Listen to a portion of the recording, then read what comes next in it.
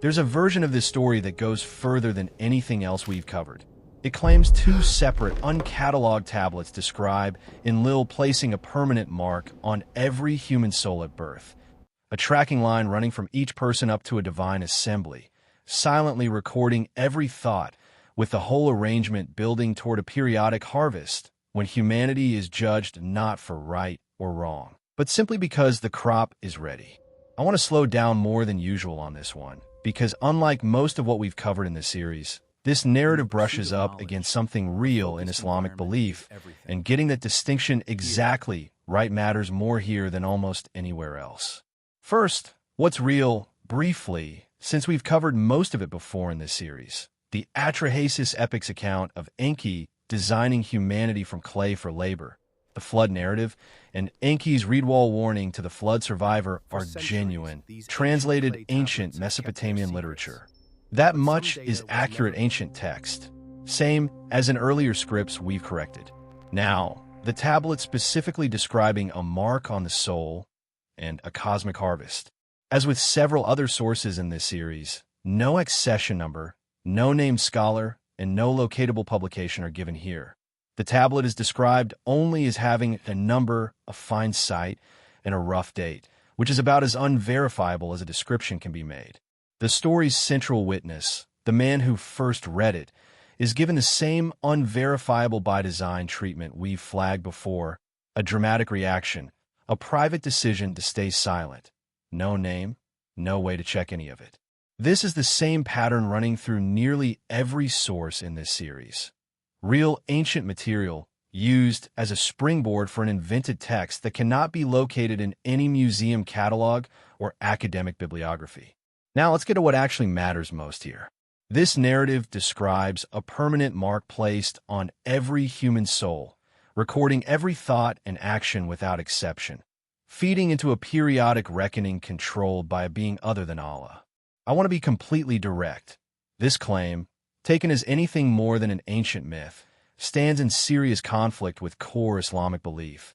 And it's worth explaining exactly why, because the story borrows the shape of something real in order to twist it. Islam does teach that every person's deeds are recorded. This is real, revealed belief, not myth. The Quran describes two recording angels, the Kiraman Katibin, honored recorders who write down what a person does and says. But the differences between that real teaching and this invented tablet are not small details. They're the entire point. The recording angels act by Allah's command and knowledge, not as agents of a separate, competing power, keeping humanity as unwitting property.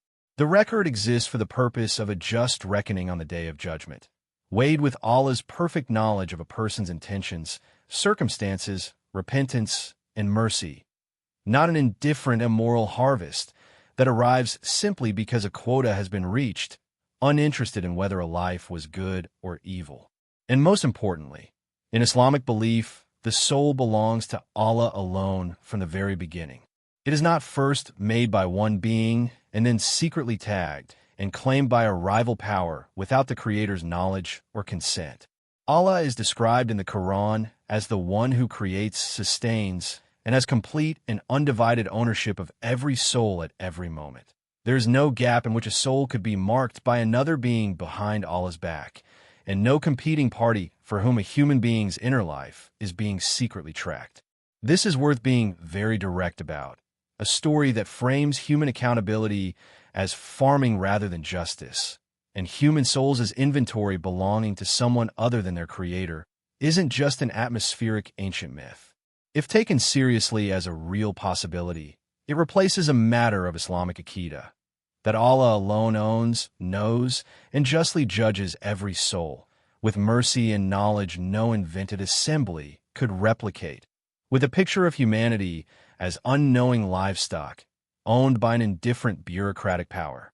That's a significant enough distortion that it deserves to be named plainly rather than left as an eerie possibility to sit with.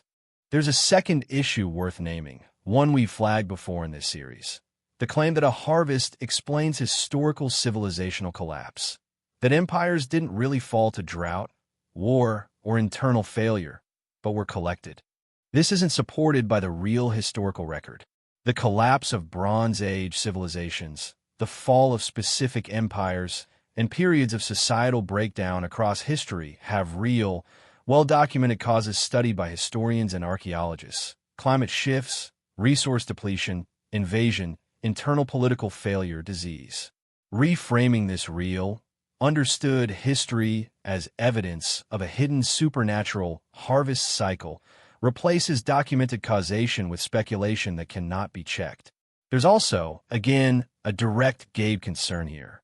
The narration ends by promising that the next part is where the numbers stop being vague and start pointing at something specific. The same pattern we've corrected before, where an ancient text is claimed to encode a real, calculable, present-irrelevant prediction. As before, in Islamic teaching, knowledge of the unseen future belongs to Allah alone, and no ancient numerical pattern changes that. I want to name one more thing about how this piece is constructed, because it's a genuinely well-built piece of persuasive writing, and it's worth understanding why it works even though none of its central claims can be verified. It borrows the language of real, sober Islamic and broader religious concepts, a recorded life, an inescapable accounting, a mark placed on the soul, and strips out everything that makes those concepts about justice and mercy, replacing it with indifference and commodification. That substitution is what makes it unsettling. It doesn't feel like an alien invention because it's wearing the shape of something real. That's exactly why the distinction matters so much here, more than in almost any other script in this series. So, where does that leave us?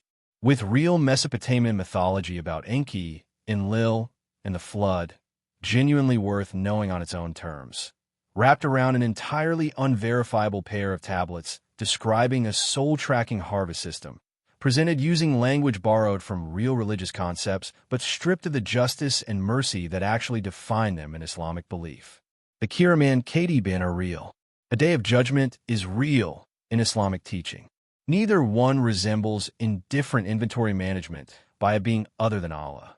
If this kind of thread interests you, it's worth reading honestly about what Islam actually teaches regarding the recording of deeds and the Day of Judgment. It's a real, serious, and in its own way deeply reassuring teaching, precisely because it describes perfect justice and mercy from the one being who actually has full knowledge of every soul, rather than an indifferent count kept by a stranger. The Sumerians left behind real, remarkable myths about gods who argued, grew tired, and sometimes chose to protect the humans they'd made. That's worth reading as what it is: ancient religious belief, not a hidden true account of what's actually happening to your soul right now.